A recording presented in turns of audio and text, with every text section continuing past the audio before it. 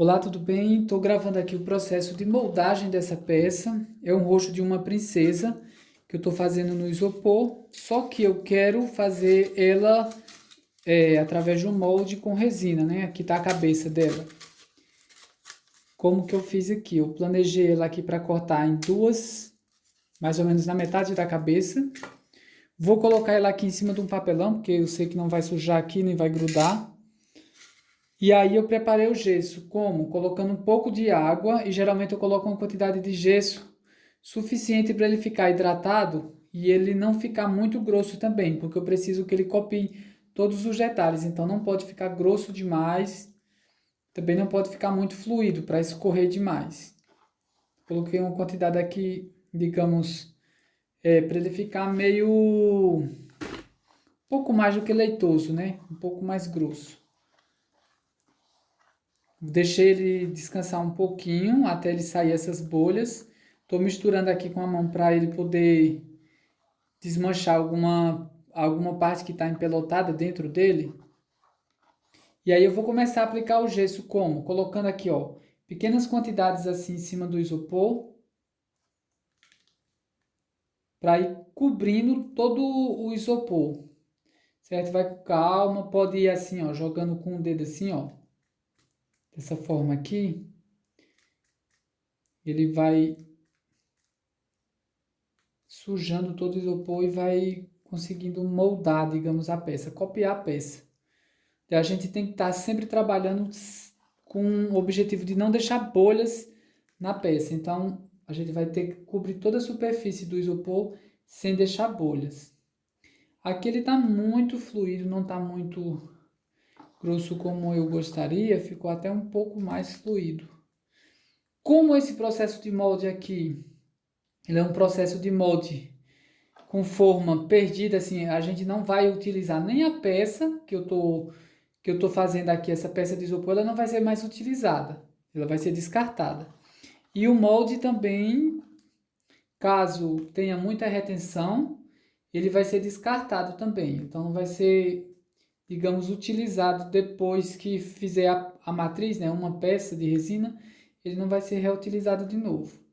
Se você for fazer uma coisa mais simples, uma outra peça, uma mão, um braço, uma outra coisa que tem um aspecto mais simples, que não tenha tanta retenção quanto essa peça, aí sim você pode até reutilizar outra vez, de outras vezes, né? Esse aqui eu estou fazendo com o objetivo só de tirar o molde em isopor, refinar a peça com, com massa plástica ou com próprio Durepox ou biscuit por cima e fazer ela de resina, para poder enriquecer mais com acabamento e mais detalhes. Porque dessa forma aqui fica difícil de dar muito acabamento, né? Porque o isopor está muito pequeno.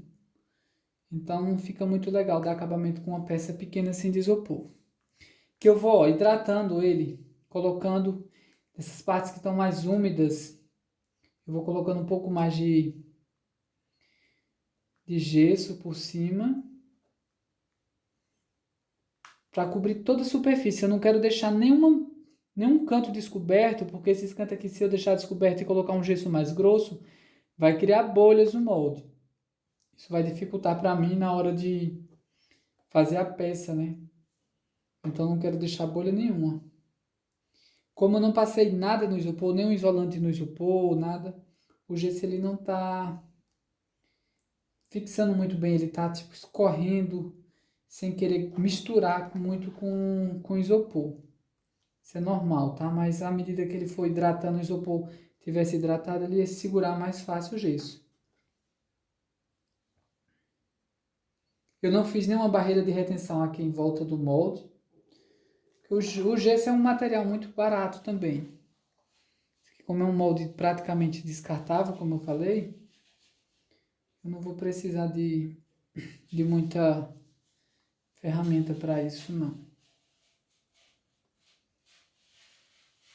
Então a ideia principal é essa, né? Cobrir todos os cantinhos, essas bolinhas que tiverem de ar, eu vou tirando elas. Se você quiser colar também a peça No papelão você pode colar a peça de isopor, certo? Para que não entre gesso de baixo, fique certinho. Um outro detalhe importantíssimo para quem estiver trabalhando com gesso. Aqui a bacia estava limpa, a vasilha estava limpa, de gesso, não tinha, estava bem limpinha, minha mão também, e eu estou usando o primeiro gesso. Esse primeiro gesso, ele demora um pouquinho a entrar em reação, o processo de reação química que acontece no gesso, começa a demorar a endurecer o gesso.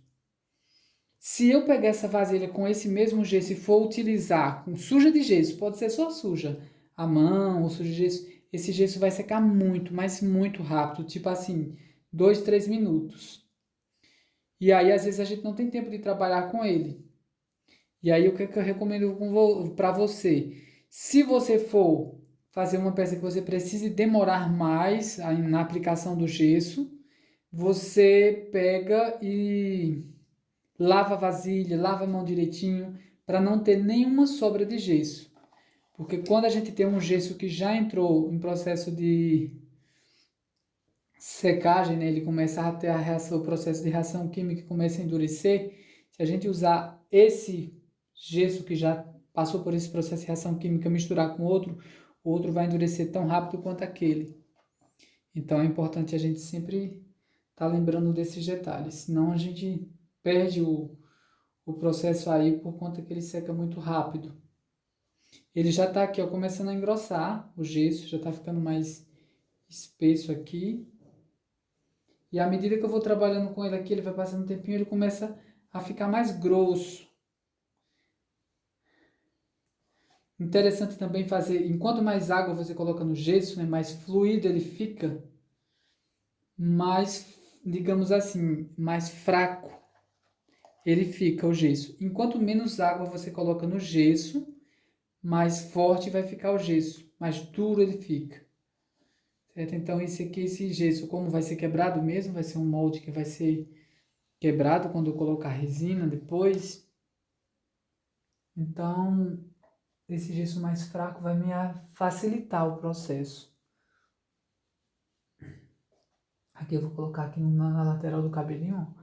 Ele tá com a espessura correta, era para mim ter deixado ele um pouco mais grossinho, igual tá aqui. Desde o começo ia ficar bem mais fácil para mim trabalhar, ele não escorrer tanto assim, como ficou aí escorrendo para as bordas, né, para lateral.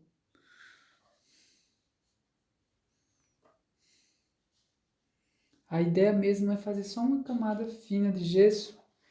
Talvez eu coloque só mais um pouco depois de gesso por cima desse aqui, para que ele fique fácil de se quebrar.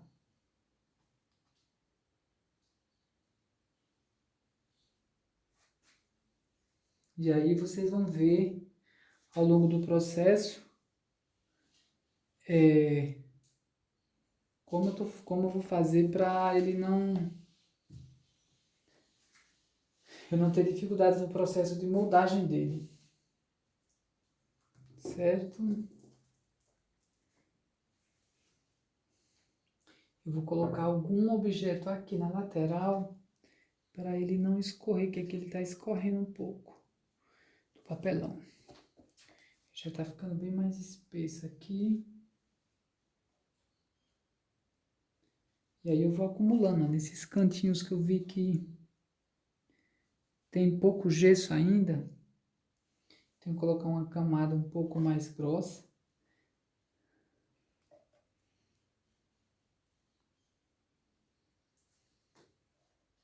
Deixa eu ver esse lado aqui. Como que tá?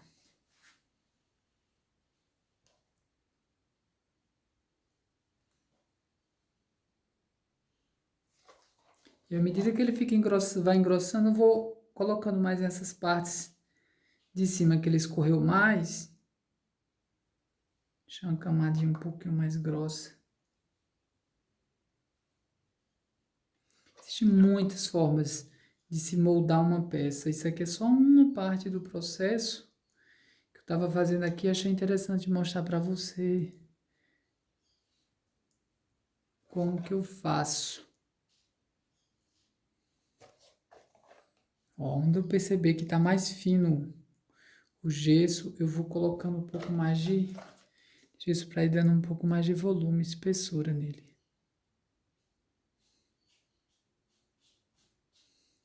É importante, se eu quiser reforçar mais a peça, colocar, já fazer outro gesso, assim que eu terminar de usar esse aqui, lavar a vasilha direitinho e colocar por cima desse aqui. Porque ele vai fixar melhor nesse gesso que tá aqui. Se eu deixar ele secar todo e ele ficar muito liso também, ele vai ficar como se fosse uma camada sobre a outra. Ele vai descolar muito fácil um de cima do outro.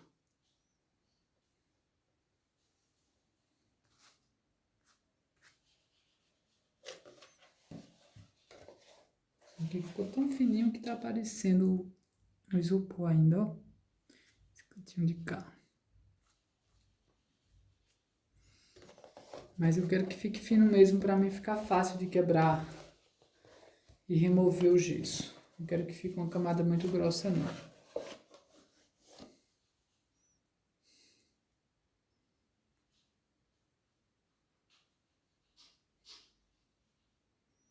Onde vai ficar mais grosso vai ser mais nas bordas, nas laterais.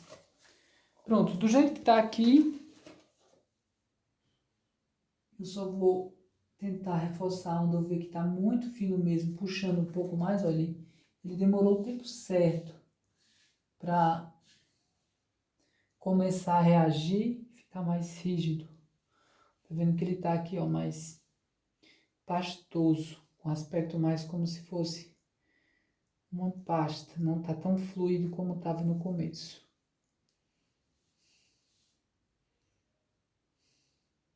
E aí fica a critério de vocês. Se for uma forma que for utilizar mais vezes, então é interessante você colocar juta por cima, molhar a juta aqui dentro e colocar aqui por cima e colocar muito mais gesso. Gesso e juta. Isso vai fazer com que ele fique muito resistente, o gesso, e não vai quebrar tão fácil. E mesmo que quebre, ele vai ficar unido pela juta.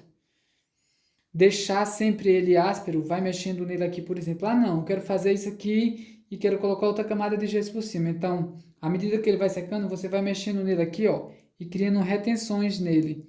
Vai deixando ele mais áspero, com ponta, porque vai ficar, se ele ficar todo lisinho, vai ficar mais difícil de grudar outro gesso aqui em cima. Então, quando ele secar, vai secar tipo como se fosse camadas.